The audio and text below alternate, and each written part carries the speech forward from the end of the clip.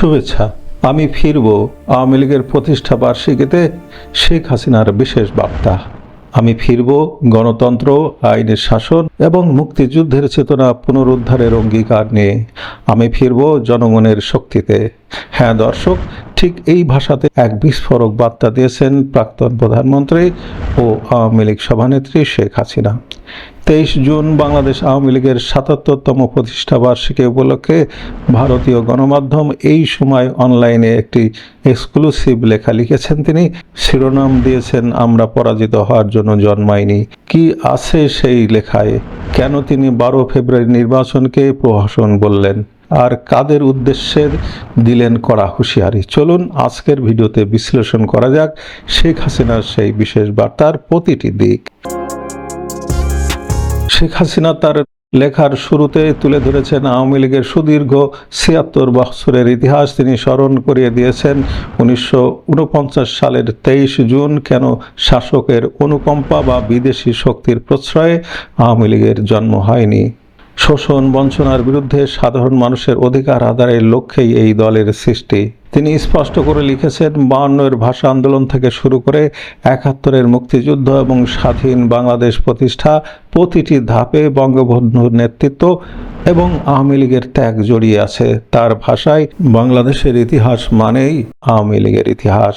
15ই August বঙ্গবন্ধুকে সপরিবারে হত্যার পর কিভাবে বারবার বাংলাদেশের চেতনাকে পেছনের দিকে নিয়ে যাওয়ার চেষ্টা হয়েছে, সেই ইতিহাসও তিনি তুলে ধরেছেন। টানা শাসনকালে নিজের সরকারের সাফল্যের কথা উল্লেখ করে শেখ হাসিনা জানান, বাংলাদেশ খাদ্যে স্বয়ংসম্পূর্ণ হয়েছিল, শতভাগ বিদ্যুতায়ন এবং অবকাঠামোগত উন্নয়নের নতুন দিগন্ত উন্মোচিত হয়েছিল। পদ্মা সেতু বা মেট্রো রেল এগুলো নিছক স্লোগান নয়, বাস্তব উদাহরণ। কিন্তু পরপরই বর্তমান পরিস্থিতি নিয়ে তীব্র ক্ষোভ প্রকাশ করেন তিনি। ডক্টর মোহাম্মদ ইউনূসের নেতৃত্বাধীন অন্তর্বর্তীকালীন সরকার এবং বর্তমান বিএনপি সরকারের কঠোর সমালোচনা করে তিনি লেখেন, তিনি বলেন, দেশে এখন ঘৃণা, বিভেদ, মব সন্ত্রাস এবং বিচার বিভাগকে রাজনৈতিক অস্ত্র হিসেবে ব্যবহার করা হচ্ছে। সবচেয়ে বড় অভিযোগটি তিনি করেছেন গত 12 ফেব্রুয়ারি নির্বাচন নিয়ে। তার দাবি, কোটি কোটি মানুষের পছন্দের দল আওয়ামী লীগকে নিষিদ্ধ রেখে এবং ব্যালটের বাইরে রেখে যে নির্বাচন করা হয়েছে তার সম্পূর্ণ প্রহসন। তিনি বলেন, আওয়ামী লীগকে নির্বাচনে হারানো হয়নি, নিশ্চিত পরাজয় জেনে দেশবিরোধী শক্তি দলটিকে নির্বাচন থেকেই সরিয়ে দিয়েছে। শুধু রাজনৈতিক প্রতিপক্ষ নয়, প্রশাসন এবং আইন শৃঙ্খলা রক্ষাকারী বাহিনীর প্রতিও কড়া হুঁশিয়ারি দিয়েছেন প্রাক্তন প্রধানমন্ত্রী। তিনি স্মরণ করিয়ে দেন, তারা প্রজাতন্ত্রের কর্মচারী, কোনো দলীয় বাহিনী নয়। রাজনৈতিক নির্দেশে নিরপরাধ মানুষকে গ্রেপ্তার বা হয়রানি করা ক্ষমতার অপব্যবহার। একদিন ইতিহাস ও জনগণের আদালতে এর জবাবদিহি করতে হবে।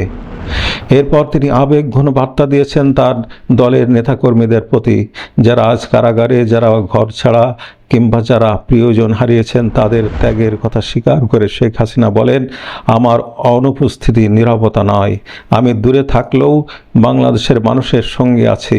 তিনি জোর দিয়ে বলেন, রাজনৈতিক কার্যক্রম নিষিদ্ধ করলেও জনগণের হৃদয় থেকে আওয়ামী লীগকে মুছে ফেলা যাবে না। সবশেষে 1981 সালের স্বদেশ প্রত্যাবর্তনের কথা স্মরণ করে তিনি এক নতুন শপথ নিয়েছেন।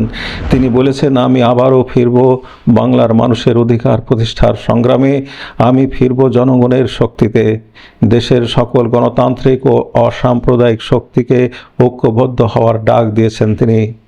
দর্শক, ৭৭তম প্রতিষ্ঠা বার্ষিকীতে অন্তরালে থেকে দেওয়া শেখ হাসিনার এই কড়া বার্তা এবং ফেরার ঘোষণাকে আপনারা কিভাবে দেখছেন? বর্তমান রাজনৈতিক প্রেক্ষাপটে তার এই বার্তার প্রভাব কতটা পড়বে বলে আপনি মনে করেন?